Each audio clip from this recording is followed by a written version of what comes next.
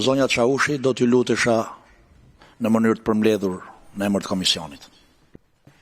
Faleminderit kryetar, të nderuar përfaqësues të ministrisë, të nderuar antar të Komisionit për Çështje Ligjore dhe Administratën Publike. Ky projekt ligji paraqitur për shqyrtim kuvendit është propozimi i Këshillit të Ministrave, mbështetur në përcaktimet e nenit 81.1 dhe 100 të Kushtetutës, si dhe nenit 17 të ligjit 43/2016 për mbarveshjet ndërkombëtare në Republikën e Shqipërisë. Komisioni jon e shqyrton këtë në cilësinë e Komisionit për dhënie mendim. Nga ana juridike procedurale, projekt ligji nënshtrohet procedurave të parashikuara në nenet 78 dhe nenet 83.1 të Kushtetutës. Në aspektin juridik formal, akti shoqërohet me relacionin përkatës. Në aspektin formal, projekt ligji është i përbërë nga një paragraf ku përshkruhet titulli i projekt ligjit të propozuar dhe hyrja në fuqi.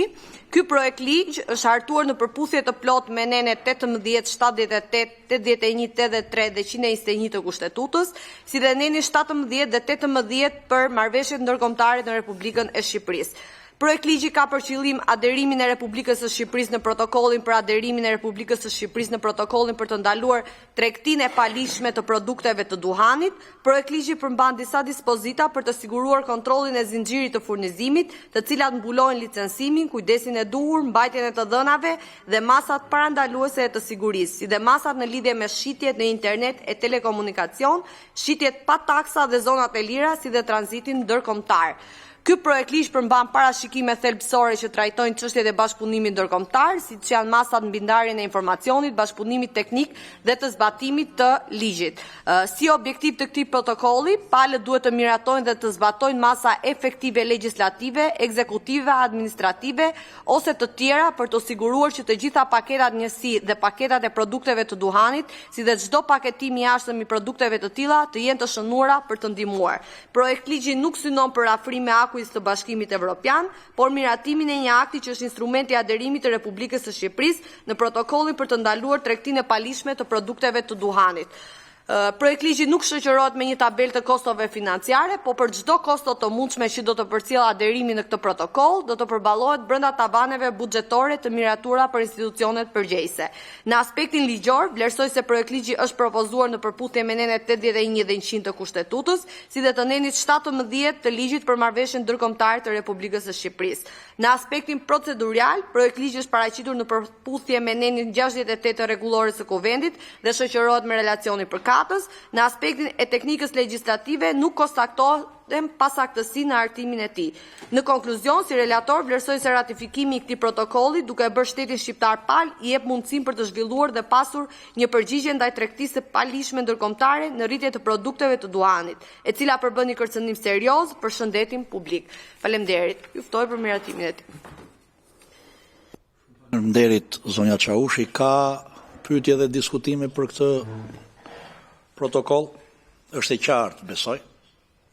Edhe ministria dhe relatoria ishin shterus në prezantimin e këtij projekt ligji. Kështu që mos më ngelet gjë tjetër, vetëm se ta kalojmë në votim, edhe në parim, ne për ne dhe në tërësi. Kush është dakord në parim me projekt ligjin për aderimin e Republikës Shqipërisë në protokollin për ndalimin e tregtisë palishme në produktet e duhanit?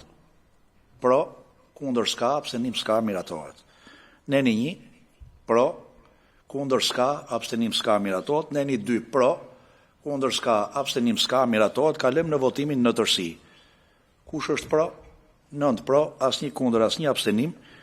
Miratohet edhe në tërësi projekt ligji për aderimin e Republikës Shqipërisë në protokollin për ndalimin e tregtisë palishme në produktet e duhanit. Edhe ky projekt ligj, së bashku dhe me ato që kaluam pak më parë, të bëjnë gati sepse do të jenë për votim në seancën e datës 27 janar. Ndërkohë, falenderojmë zonjën Tomini, Njerena, Sufali dhe Tollozhina për pjesëmarrjen sot në Komisionin e Ligjeve. Urojmë ditë mbar dhe punë të mbar, ndërkohë që ne do të kalojmë në pikën e fundit të rendit ditës, që është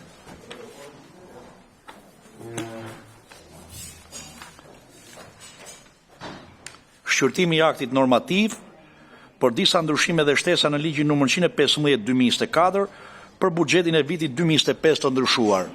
Nuk e di nëse i kemi përfaqësuesit e ministrisë, atëherës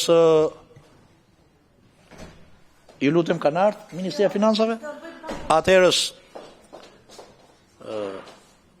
20 minuta pushim, në orën 13:30 rifillojmë mbledhjen e Komisionit Ligjeve për arsye sepse ministri është në një komision tjetër.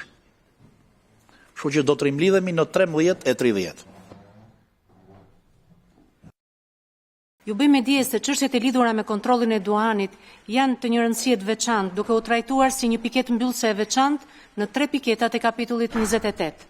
Projekt ligji në aderimin e Shqipërisë për protokollin për të ndaluar tregtinë e palishme të produkteve të duhanit, të Konvent të Skuadër të OBSH-s është një instrument ligjor nëpërmjet cilit vendi ynë aderon dhe hyn në fuqi pas dorëzimit të këtij instrumenti në Sekretariatin e Kombeve të Bashkuara. Protokolli ka për qëllim të ndihmojë vendet që të parandalojnë dhe të eliminojnë tregtinë e palishme të produkteve të duhanit përmes masave të kontrollit të zinxhirit të furnizimit, të bashkëpunimit ndërkombëtar dhe zbatimit të ligjit dhe ndarjes së informacionit. Protokolli përfshin parashikime në sektor të ndryshëm, përkatësisht si më poshtë sektori i drejtësisë dhe sigurisë publike, nga hetimi dhe ndjekja penale e rasteve të tregtisë së palishme të produkteve të duhanit, tek forcimi i masave kundër pastrimit parave dhe korrupsionit në industrinë e duhanit.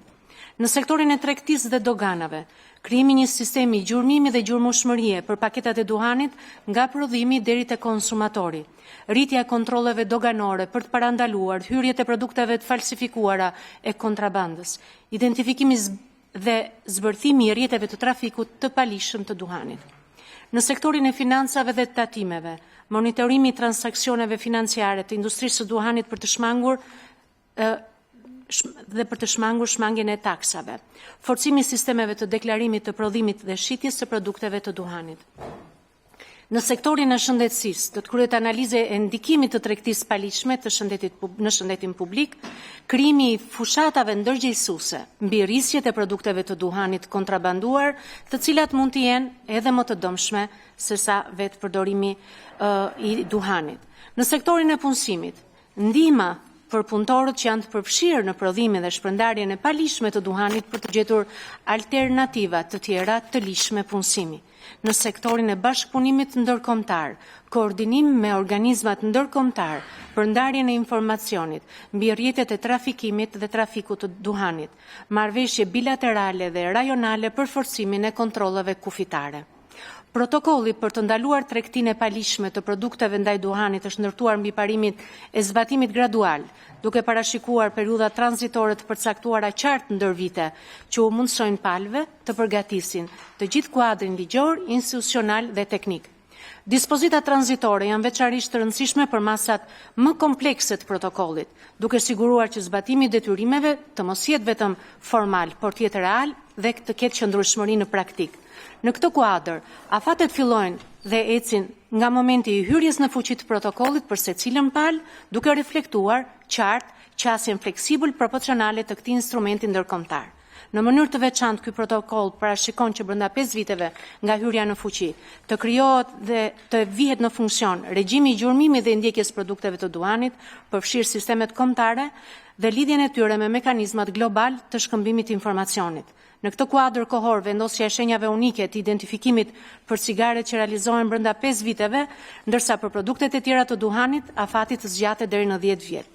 Nga ana tjetër, protokolli kërkon që brenda 3 viteve të vendosen kontrolle efektive në zonat e lira, si një sektor veçanërisht i ndjeshëm ndaj abuzimit dhe tregtisë së palishme.